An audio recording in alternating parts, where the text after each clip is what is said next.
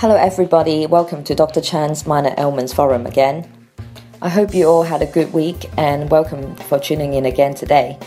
So since our last show, I've been thinking about what to talk about today. And I thought it would be a good idea to talk about diabetes as a whole, really.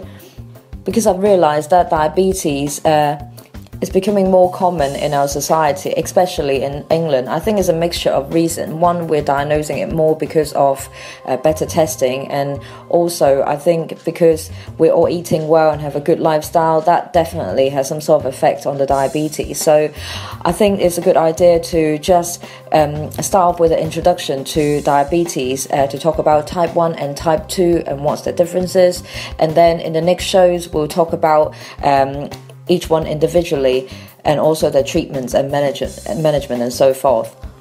I know that most of us are well educated and understand what is diabetes, but I just want to clarify a few things and just make it easier for us to understand how diabetes affects our bodies. Okay, so first of all, we have to just go back to the basic, really. So what happens when we eat, okay? Because obviously when you're hungry, you go and eat. So once the food enters our systems, it will be broken down by a chemical called insulin, which is created from the organ called pancreas. What it will do is to help the glucose to be stored in our body cells. So you can imagine that without insulin or not having enough insulin, whatever you've been eating will be broken down to glucose, but they're floating around in your bloodstream and not going anywhere. So in a way, it's equivalent to not eating because you're not able to utilize the energy for your body to function properly. And I've read something on the Diabetes UK website. I found it fascinating, and it's providing loads of information about these two types of diabetes and the management. And I like the way that they explain how insulin works and what it does. So I'm just going to use the example to explain to you.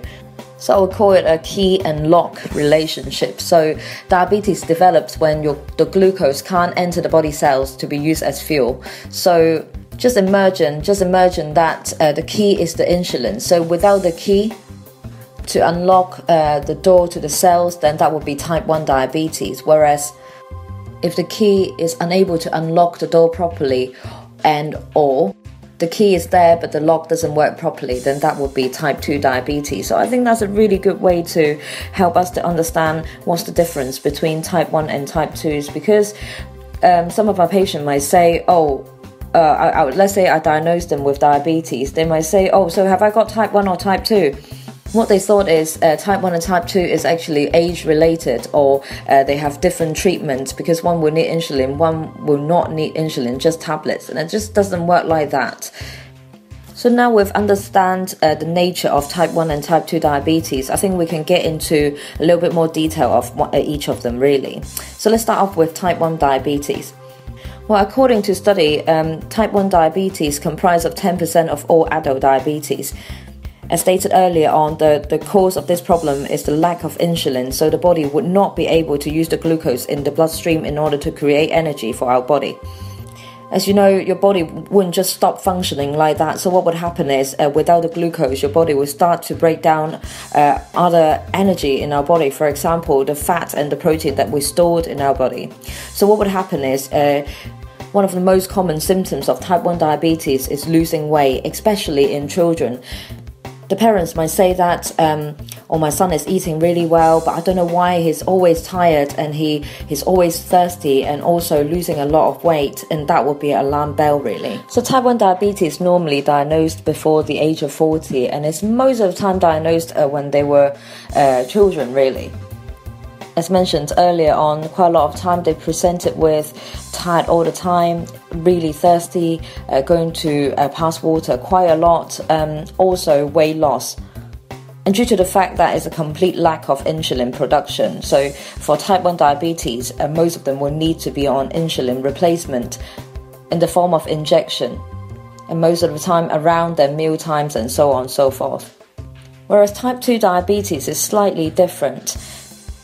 In this case, most people are diagnosed with type 2 diabetes after the age of 40, but it's not always the case because, as we know by studies, some people are at higher risk of getting diabetes, especially the South Asian populations, and it's been shown that sometimes they're diagnosed with this condition at age of 25 plus. And type 2 diabetes comprised of 85 to 95% of all the diabetic patients in the UK. So just giving you a slight recap on what causes type 2 diabetes. And basically it's not your body not creating insulin. Sometimes it's creating, but just not enough. And in this sense, I can say that genetic and also lifestyle play a big part onto the formation of type 2 diabetes, because studies have shown that if you have a sedentary lifestyle or if you have a high BMI, then in time they will lead to insulin resistance. So because of that, you're still eating, but you're not able to utilize all the energy that you're taking in. So what would happen is, you still get the feeling of feeling tired all the time, you feel thirsty, you're needing to drink a lot, then in turn you have to go and pass urine a lot. And I must say, those are the common symptoms that trigger the patients to come and see a doctor to say, oh, I think that I don't feel quite right, could you do some tests to see what is wrong with me? But of course there are other symptoms as well that can trigger people to come and see us. For example, they might say, well, I'm itching everywhere and I keep on getting infections that I don't get better completely. I'll get better for a while, then I get another infections and I just feel generally run down. Or they might even say sometimes my vision's a bit blurred, but it's not all the time. I would say the importance is, if you do have symptoms like that or your friends have similar symptoms, you would have to kind of ask them to kind of go and see the doctors and at least have a chat with them and see if you need any further tests, because it's all good thinking that these are not important symptoms and tend to ignore it, and we all do because we're all busy and we all got jobs and things to do. But the thing is, if it was diabetes and you don't get it treated, it can potentially affect many major organs in the future, and would affect your heart, your blood vessels, eyes, kidneys, etc. So it is very important to kind of get diabetes diagnosed early and get the blood sugar well controlled in order to prevent future complications. So you might ask, if the doctor is suspecting someone has diabetes, then what kind of tests can be provided to find out whether you actually have diabetes or not? Well, then the first thing first is, the most simple test that you can do would be to provide urine sample for us to dip it. And what we're looking for is to see if there's any glucose in the urine. And we're also looking for protein as well to see whether there's any damage to the kidneys.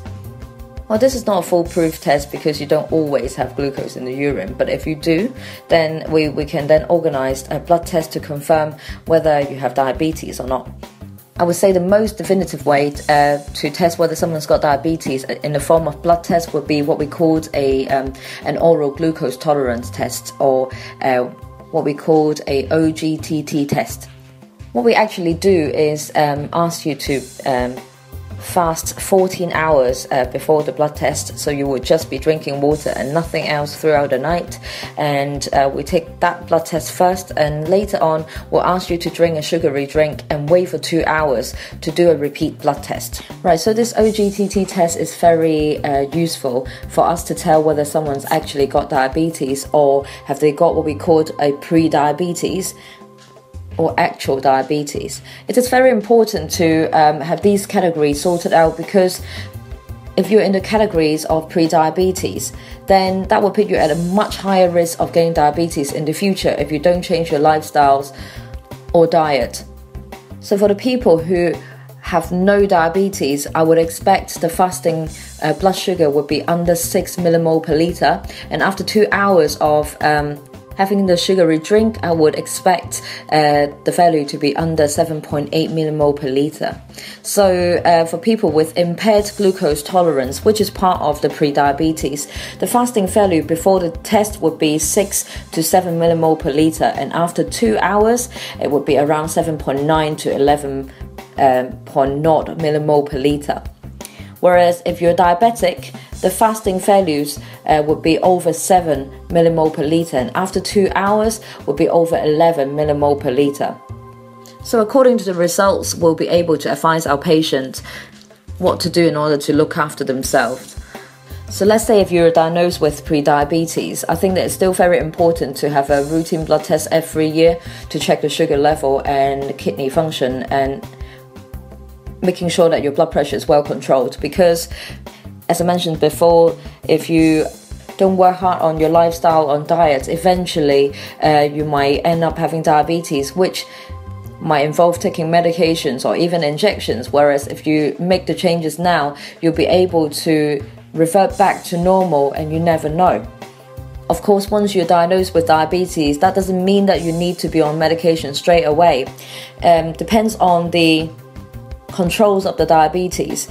We might be able to offer diet control only for the first few months with a repeat blood test in 3 months' time to check the level of diabetes controlled. And I must say that quite a lot of my patients who's been diagnosed with diabetes for more than 10-15 years, and they're still on diet control, and they're doing very well without any complications. So I would just like to remove the myth of, how people think that I've got a touch of diabetes. No, it doesn't work like that, because once you've got diabetes, then a diagnosis is made, and all diabetes is potentially serious, and if it's not properly controlled, then can lead to serious complications. So we should all take a diabetes diagnosis very seriously. However, it doesn't mean that you need to be on a mixture of medications straight away, because it's all depending on the presentations and symptoms and the controls of the diabetes. In early stage, we might be able to stay on to a diet control only, and as mentioned before, for some people, this is just what they need and nothing else. So I think in the last 10-15 minutes, we've gone through quite a few key points of diabetes, especially the two most common one, which is type 1 and type 2 diabetes. Obviously, there are a lot more different types, for example, gestational diabetes that happen in pregnancy, but we will spend a little bit more time talking about different types later on. But the key things is we need to know what kind of symptoms to look out for, especially thirsty all the time, or needing to pass urine quite a lot, and also weight loss as well as tired all the time. Then I think it's the right time to kind of present to your GPs and ask a few questions, or even for some tests to see whether you're at risk of diabetes or not, as prevention is always better than cure. So next time when we meet, I think I'll concentrate a bit more on a different management of type 2 diabetes. We'll go through common medications that we use, and also some myths about diabetes. So I hope that the information has been useful for you. And if you do have any specific questions that you would like to ask me, please don't hesitate to contact the radio station and leave a message.